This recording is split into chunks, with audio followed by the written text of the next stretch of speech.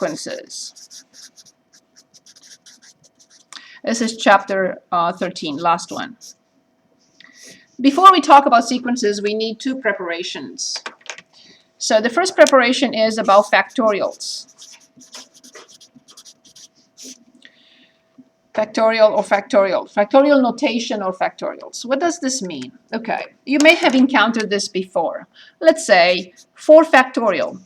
This is the product of 4 times 3 times 2 times 1. 2 factorial. This is a product of 2 times 1. 1 factorial is just 1. 0 factorial is also 1. So by convention, these two are equal to 1. In general, n factorial is n times n minus 1 times n minus 2 times dot dot dot times 3 times 2 times 1. We may encounter simplifications with factorials, like, for example, let's say 45 factorial divided by 41 factorial. How do I simplify this? Well, which of these two is bigger? Is 45 factorial or 41 factorial bigger? I know it's a silly question. 45. So I'll start with the 45 and write 45 times 44 times 43 times 41 factorial and 41 factorial.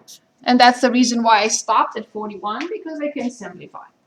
And when you punch this in the calculator, it's going to be a big number. So we can do this. Let me show you where and how. So in math, go to probabilities and select item 4. But first you have to put in the number. So if you want to find, I don't think the calculator, I don't know, maybe the software, but I don't think it's possible. I don't think it can do. We'll see in a moment. I've never thought of showing that. So 4, it may exceed the memory of the calculator. No, okay, it's pretty good. So it's 1.19 times 10 to the 56th power. Right, so we already simplified our example, so we only need to multiply 45 by 44, oops, by 43, by 42, and by 42, that's it. I'm going to put 1 so I don't mess it up. Okay, so it's 3,575,880. Yes. 575,880. Okay. What happens if I am asked to simplify expressions like, let's say, yes. Sorry about that. Did you have M and N, or is that? Say it again. Is that an M or is that an M? So M, it has 3 bumps and N has 2 bumps. Okay. It's up to you. You can change it into anything you want, but it's N. Okay. So let's take a look at N plus 4 factorial divided by N minus 1 factorial. Okay, which one of these two is bigger? Right. So then you'll start with N plus 4. N plus 4. What is the next one? Very good. The next one. And then the S times N minus 1 factorial indeed. And we simplify by N minus 1 factorial. And don't ask me to multiply those. I'm not going to do it. N plus 2. I'm kidding. But I'm not going to do it. Because it's too long. It's too long. Okay, so that's prep number 1. So here's prep number 2. Sigma or summation notation. Where does it come from and why? Okay, here is the answer. We need to talk about these two before we look at sequences. So let's suppose I would like to tell you to add the following numbers: 1 to 2 to 3 to 4, to 1,000. So it's basically the sum of the first 1,000 numbers. It's not an easy situation, is it? However, we do have a way of condensing and also a way of finding the sum. So sigma comes from the Greek letter sigma. This is the Greek letter sigma. It signifies, it's the our regular S, the Latin S, right? It's the same thing. However, this notation is more convenient for what we need to express this sum. We use indexes. So the index can be I or J or K. It doesn't matter. If you don't want to use those, you can use another index if you'd like, but these are the usual indices. In this case, the index I'm going to use K, starts at 1, and it ends with 1,000. When K is 1, when K is 2, plus, when K is 3, plus, when K is 4, dot, dot, dot, when K is 1,000. But from what? From K. So instead of giving you this, the left-hand side, I'm giving the right-hand side. And what does it mean? When K is 1, I have 1. The summation or sigma notation says plus. When K is 2, plus 2. When K is 3, plus 3. Dot, dot, dot. When K is 1,000, that's what I have. So the rightmost side is where an equation goes? So you This is the condensed form of the left-hand side. So what if you had like K plus 1? That would change all of that? Yes, absolutely. Why not? Let's just do that, and I'll come back to this. Excellent. So let's say we have K plus 1 times K minus 2 from K equals 3 to 10. Let me make it shorter, 6. How many terms will I have to write? I will have to write term 3, term 4, term 5, and term 6. There are 4 terms. So the first term will be 3 plus 1 multiplied by 3 minus 2. When K is 4, 4 plus 1 times 4 minus 2. Plus, when K is 5, I have 5 plus 1 times 5 minus 2. And plus, when K is 6, I have 6 plus 1 and 6 minus 2. I haven't finished with the first step. I'm answering the question because it's a perfect question. And I needed to do this anyway after that. So we haven't finished that. So if we're asked to determine the sum, we know we have 4 terms. When K is 3, I just plug in 3. I did not calculate anything yet because I want you to see what's happening. 4, 5, and 6. So this is the first term of the summation notation or sigma notation. There's the second term, third term, and fourth term. Now, can I do this by hand? Yes, quite easily. So this is 4 times 1, which is 4. And this is 5 times 2, which is 10. And this is 6 times 3, which is 18. And this is 7 times 4, which is 28. So to calculate the whole thing, what do I get? So this is 22 plus 28 plus 38. I got 60. Correct me if I'm wrong. And since we're here, and I was going to show you right now anyway, so let's do that. In math, scroll up. Not all calculators have this. My calculators don't. But the software and your sophisticated ones do. Go back to summation. Go back to 0. So choose 0. Once you choose 0, you'll have K. We don't have K, so it's X. From X equals 3 to, we chose 6. Be very careful how you enter this information. In the summation notation, do not consider these part of your expression. So the parentheses come with the expression, do not consider them. So sometimes be very careful, sometimes it will not take the expression if you don't put enough parentheses. So we have, yes? What did you press? Just 1 second, 1 second, I'll go back from scratch, 1 second. Not 0. So we have X plus 1, and we have X minus 2. I'll go back because not everyone was on the way. So when I click enter, I should get the same number that we just calculated. So again, do not consider those parentheses as part of your expression. So let's go back now. So we go to math, we scroll up, we go to 0 if you have that feature. Most of you do. And we use x. Now I would like to use x on the previous expression, but I also wanted to give you let me give you this is what I've been doing with my Calc 1 in the last few weeks, calculating something like this. It's not this machine most of the time. It's me, because in the other classes I press on document camera, but in this situation my document camera is on laptop. So by mistake I press document camera. It's me. Sorry about that. Okay, so if we want to calculate the sum of k from k equals 1 through n, we used to prove this identity in the past in pre-calculus. It's n plus 1 divided by 2.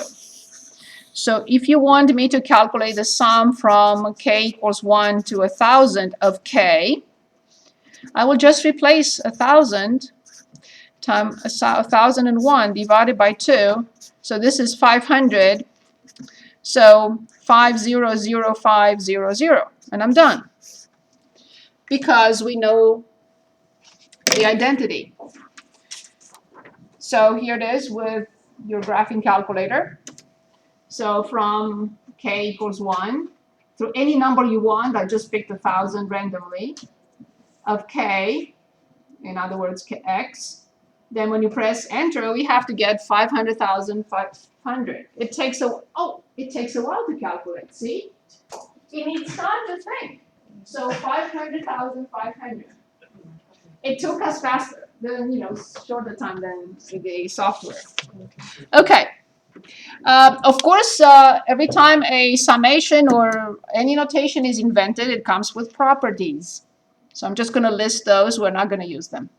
So the sum of a generic term plus another generic term, of course, is the sum of the first one plus the sum of the second one. There are only two properties.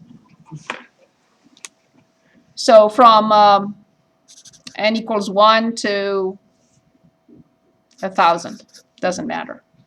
It's valid for anything. Okay.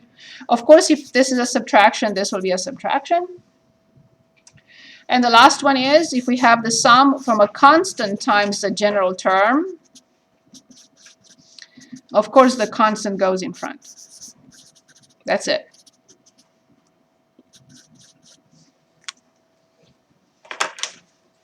Any questions?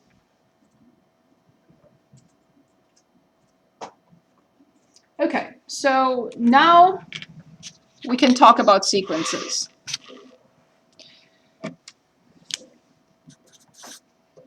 Sequences are basically a relationship between natural numbers and another set of numbers. So for example, a1, comma, a2, a3, dot, exactly 3 dots, a sub n, comma, 3 dots. This is a sequence of numbers.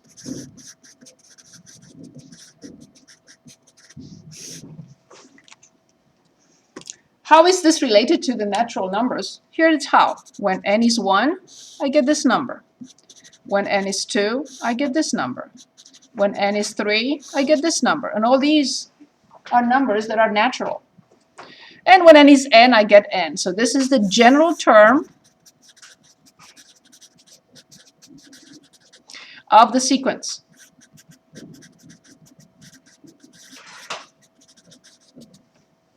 General term of the sequence.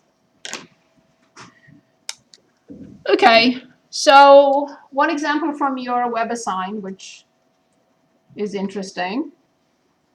We're given a sub n, the general term of a sequence, as negative, in parentheses, -7 raised to n minus 1.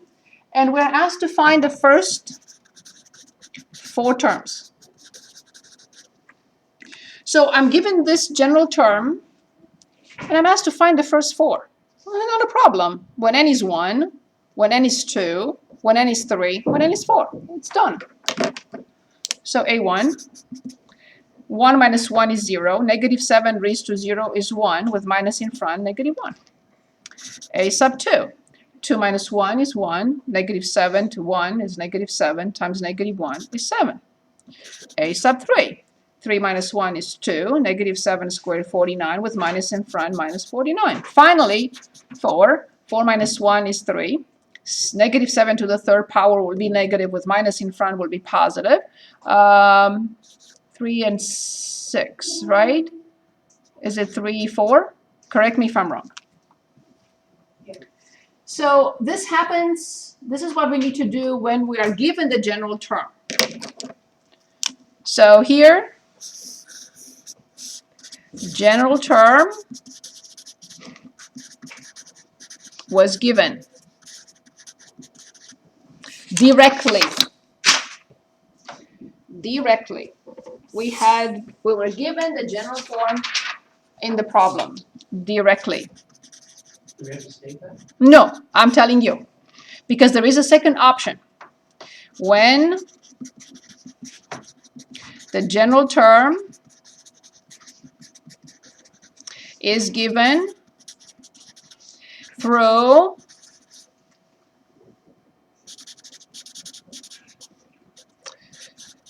there's an H here and O. Okay, RO.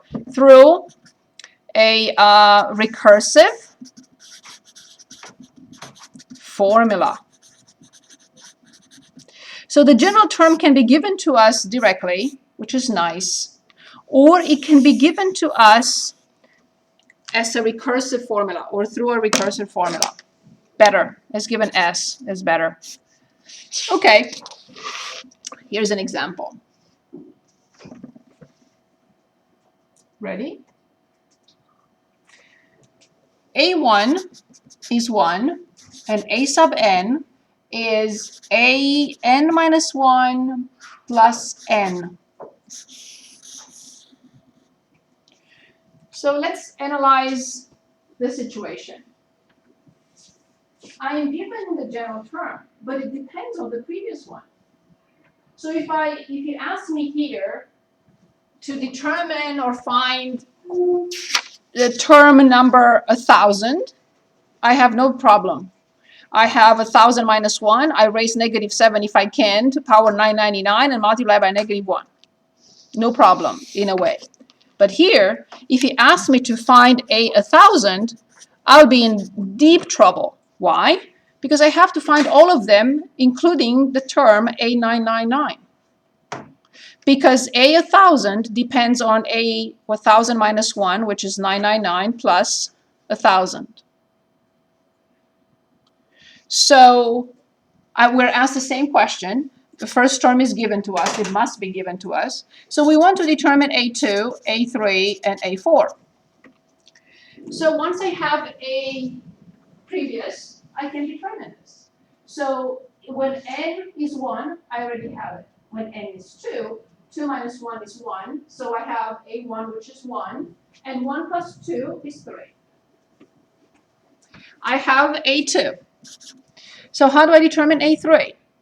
A3 will be the previous term plus 3. So 3 plus 3, which is 6. A4 will be the previous term, but plus 4, which will be 10. But if you ask me to do this, it will take me forever. So we are not really given the general term directly. We're given a relationship between one term and the previous one. So we're not given the general term directly here. Okay, so... How do you find A2 again? Okay, so if this is 2, then this is 2, and this is 2. 2 minus 1 is 1, so A1 is 1, and then plus 2 is 3. So if I have A3, then this becomes 3, and this becomes 3. So A3 will be 3 minus 1, which is A2, which is 3, and then this becomes 3. Is that better? Yes? Yes. Perfect. Okay, now let's suppose we are given some terms like the terms of a sequence 1, comma, 5 over 2, 25 over 3, 125 over 4, 125, dot, dot, dot. Just 3 dots, not 4. I was just away from the paper and I put 4 by mistake.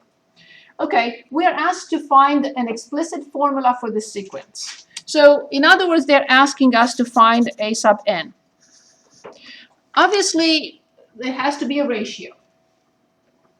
And let's start with the denominator. What is the ratio of the denominator of this?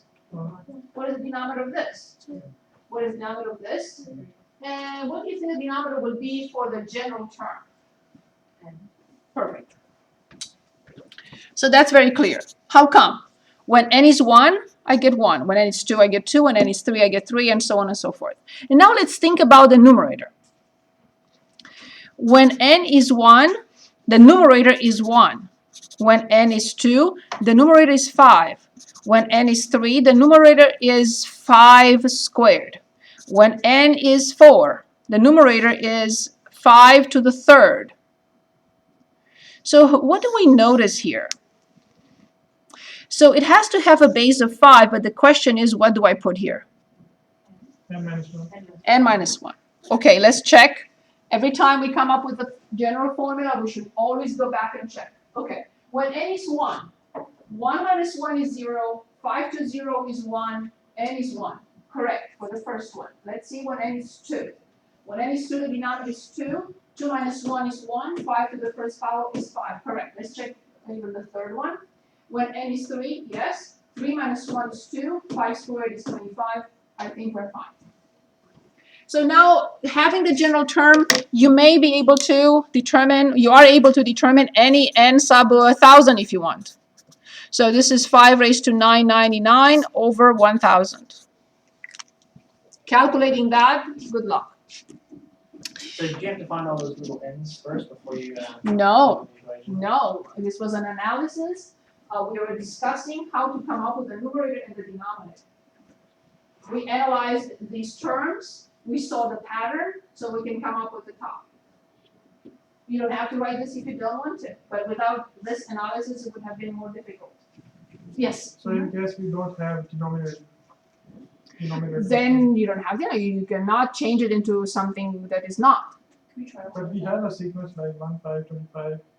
Right, so if you have that, just the numerator, you mean? Yes. Yeah, you will have just 5 raised to n minus 1. You will not have the denominator. So how do you determine this n 1, 2, 3, 4? Okay. So when n is 1, I get 1.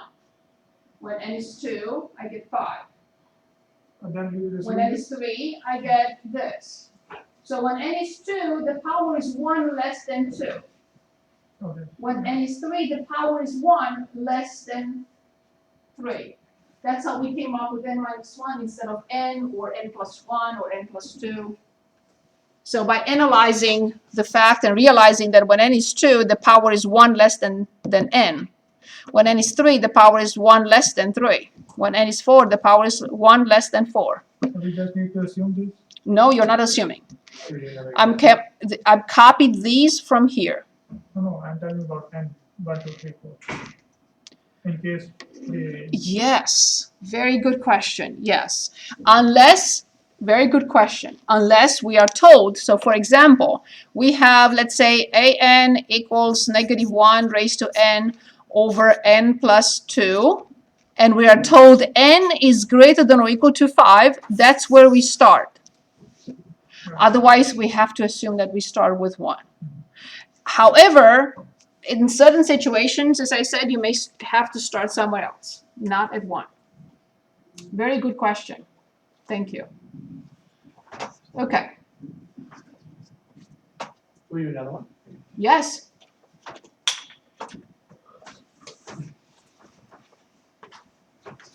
So the last thing, we're going to go, I'm going to show a similar example with the last section,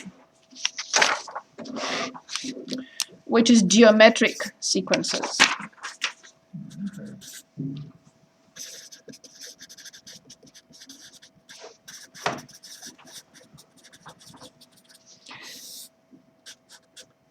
The geometric sequences. Here's what's the situation with those. A1 times r, A1 times r squared, A1 times r cubed, dot, dot, dot, A1 times r to n minus 1. R is the common ratio.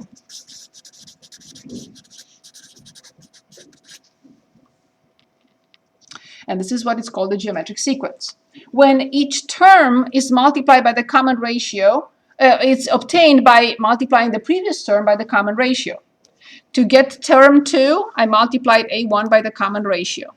To get term 3, I multiplied the previous one by the common ratio.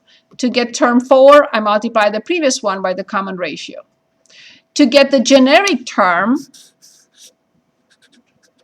this is A sub n, I get A1 times R to n minus 1. This is the general term of a geometric sequence.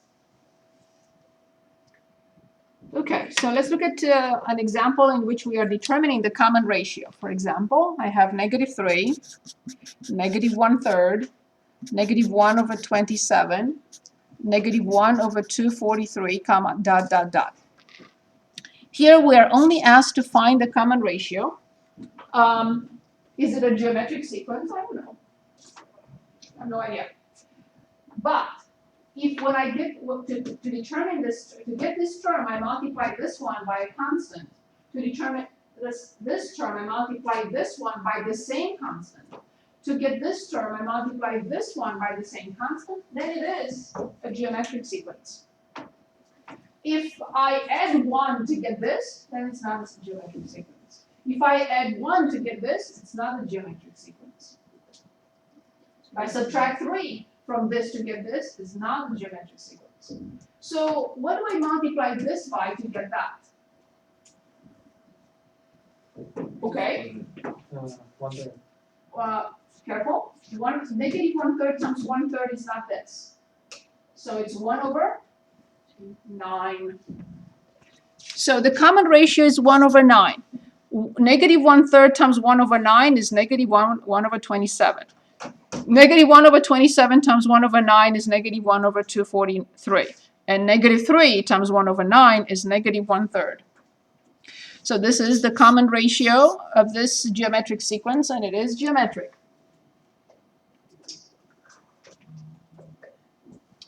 Okay, so let's suppose I'm looking at your web assignments, so we make it as easy as possible.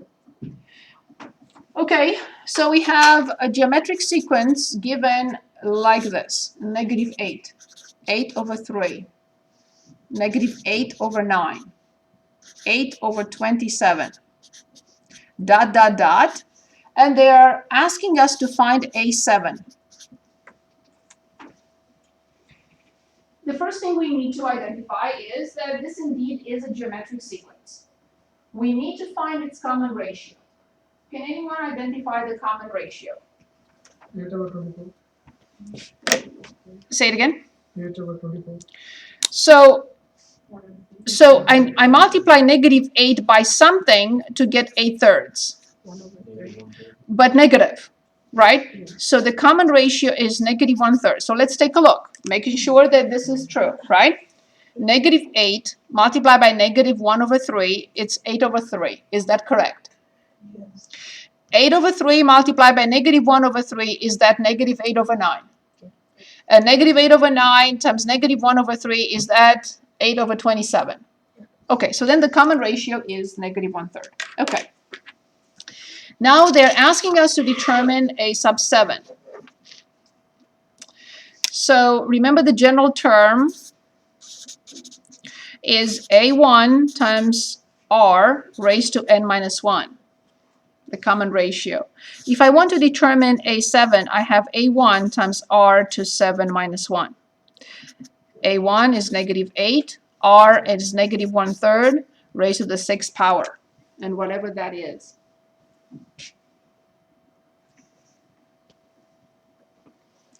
How much is 3 raised to the 6th power?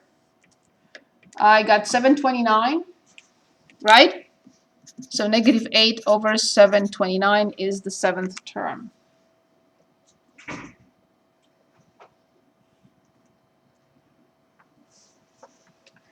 Okay, last but not least,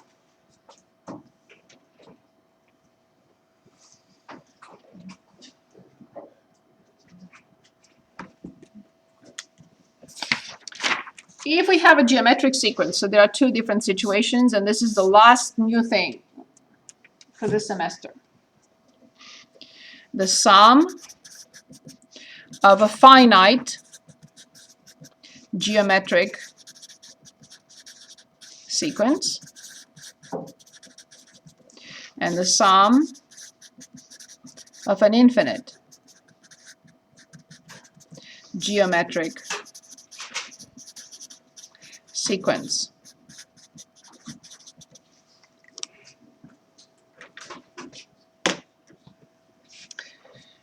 Okay, there are two formulas. I will give you the formulas. Please do not memorize them. You don't need them to Calc 2, so you're not going to use them anytime soon. So A1, 1 minus r raised to the nth power over 1 minus r. And the other one is A1 over 1 minus r. I don't think there is a need for this, and because you don't know limits. Okay, so mandatory for the common ratio, of course, not to be 1. You understand why, clearly, right? And the sum of an infinite geometric sequence never converges. We cannot talk about that unless the absolute value of the common ratio is not less than 1. So you can determine this only if the common ratio is less than 1. Here you can determine that only if the ratio is not 1. Absolute value has to be less than 1. Okay, so you have two examples in your in WebAssign, and here it is.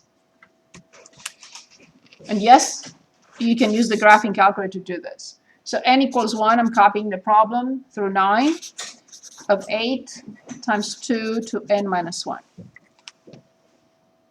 So they're asking us, I'm reading the question from here. It says, use the formula for the sum of the first n terms of the geometric sequence, blah, blah, blah. So the formula will be given to you. However, you can just punch it in the graphing calculator. Here's what I would do. And we can do it in two ways. And then an example with that. Okay. So one way would be, of course, this is a constant. It does not depend on n. So I don't care for it. It's a constant. It's a factor, not plus, but a factor. So it's outside. So n equals 1 through 9, 2 to n minus 1. So obviously this is the general term. A sub n is 2 to n minus 1. So all I have to do is identify that the common ratio is 2. Have A1, which is already outside. 1 minus, so this is 8. 1 minus 2 to the 9th power. 9 is n. Divided by 1 minus 2. Or simply plugging in the calculator as we discussed a minute ago or two. Of course, this is 9. I said 9, but I wrote 9. I wrote n. So the denominator is -1. So I have -8 and 1 minus 2 to the 9th power. Yes? How do we know which equation to set it equal to? It's a finite. It's not infinite. Okay, so it's anything. It's finite. Oh, so it literally just has infinity? Exactly. Absolutely. Yes. So here's an example. I have an example for you from your WebAssign. N equals 1. I know I jumped from one to another, but I got a question, so I have to answer it. I'll come back to that in a second. So this is it. This is an infinite sequence. It never stops. This one is finite. It stops at 9. It only has 9 terms. This one has infinitely many terms. Of course, the constant will go in front. You observe or notice that the common ratio is less than 1 in absolute value. Otherwise, I cannot use that formula. It will not converge. So I will have 3.8 times 1 over 1 minus r, 1 minus 0.5. And the answer will be 3.8 multiplied by 2, which is 7.6.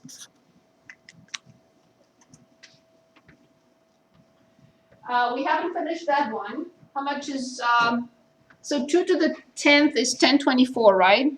From computer science, and then 1024, so 512, right? So 512 times -8, how much is that? This is negative, so they're both positive. The answer will be positive. So I got 4096. Correct me if I'm wrong here.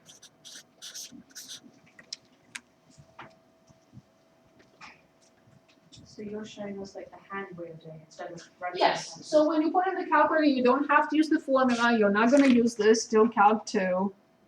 So yes. But the infinite series, you need the formula.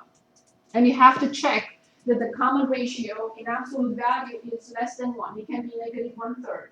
It can be +1/2. It can be +1/8. But it cannot be 1 or more. I have a different answer. So Okay. I think I might Oh, plug which it one? in. Which one? I think I might plug it in wrong. I don't Maybe I did.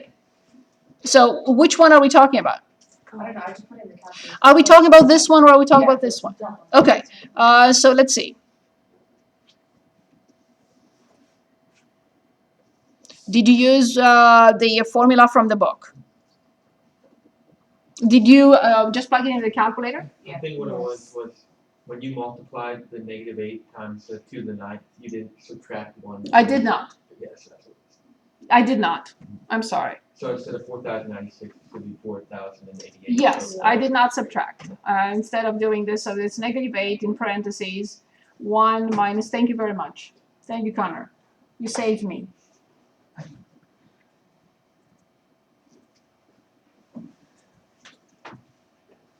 Okay, is this the answer you got? Yeah. Okay, so yes, I did forget to subtract from 1.